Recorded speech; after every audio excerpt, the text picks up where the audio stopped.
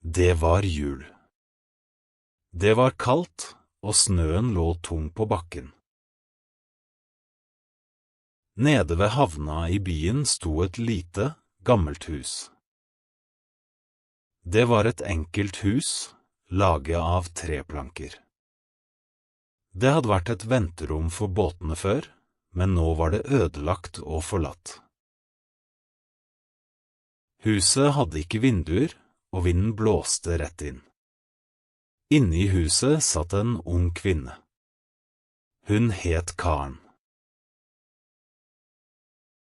Hun var alene, og hun holdt et spedbarn i armene sine. Barnet sov, godt pakket inn i et gammelt teppe. Karen hadde lite klær på seg. Hun hadde et tynt sjal rundt hodet og en gammel kjole. Hendene hennes var røde av kulden. Karen satt helt stille.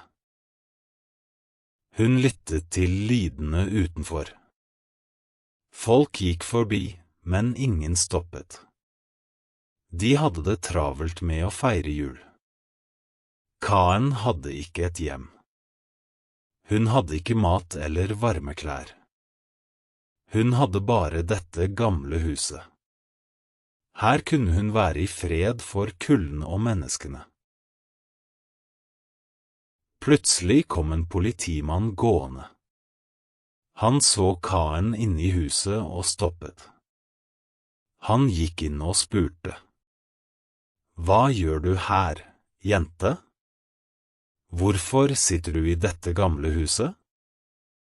Karen så opp på politimannen og svarte rolig. «Jeg har ingen andre steder å gå, herr politimann. Jeg bor her med barnet mitt.» Politimannen så på Karen. Han så barnet som sov i armene hennes. «Dette er ikke et sted for deg og barnet», sa han. «Det er for kaldt her. Du må finne et bedre sted.» Karen pustet tungt og så ned på barnet. «Jeg har ingen steder å gå», sa hun stille. «Jeg hadde en jobb før, hos en fin dame. Jeg passet på barna hennes. Men hun sa at jeg ikke kunne jobbe mer da jeg ble gravid.» Politimannen ristet på hodet. «Har du ingen familie? Ingen venner som kan hjelpe deg?» spurte han. Karen ristet sakte på hodet. «Jeg er alene», sa hun. «Barnets far lovet å hjelpe meg, men han dro sin vei. Nå er det bare meg og barnet. Vi har ingen andre.» Politimannen sto stille en stund. Han tenkte. «Jeg kan ikke la deg være her», sa han til slutt. «Det er for kaldt. Barnet kan fryse i hjel.» Karen så opp på ham.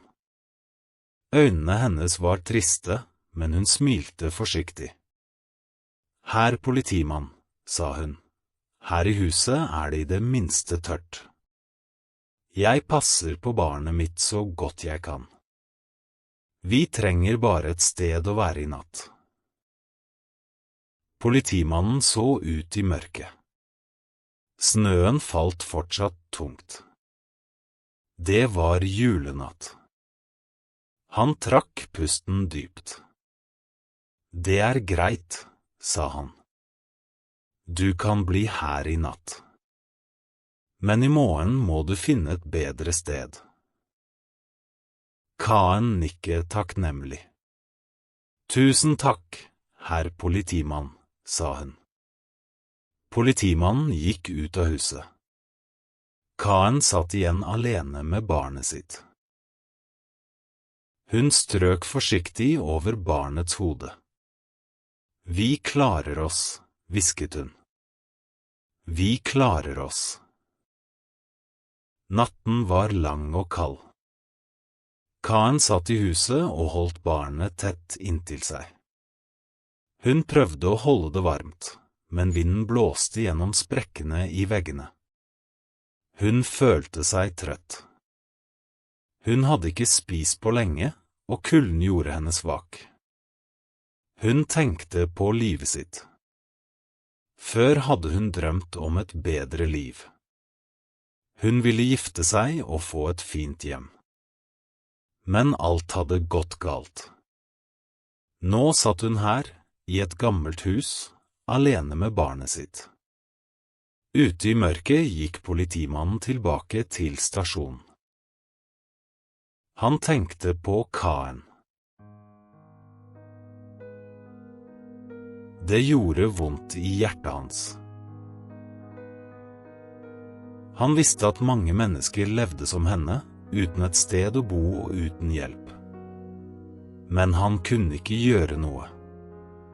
Det var ikke hans jobb. Morgenen kom, og snøen lå tykk på bakken. Alt var stille.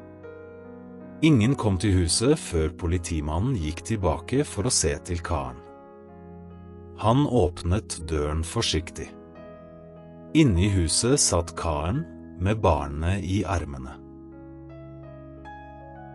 Hun satt helt stille. Politimannen gikk nærmere og snakket til henne. «Karen», sa han, «nå må du stå opp. Det er morgen.» Men Karen svarte ikke. Hun rørte seg ikke. Politimannen la hånden sin på henne. Hun var kald. Veldig kald. Han forstod det med en gang. Karen var død. Barnet hennes var også dødt. De hadde frosset i hjel i løpet av natten.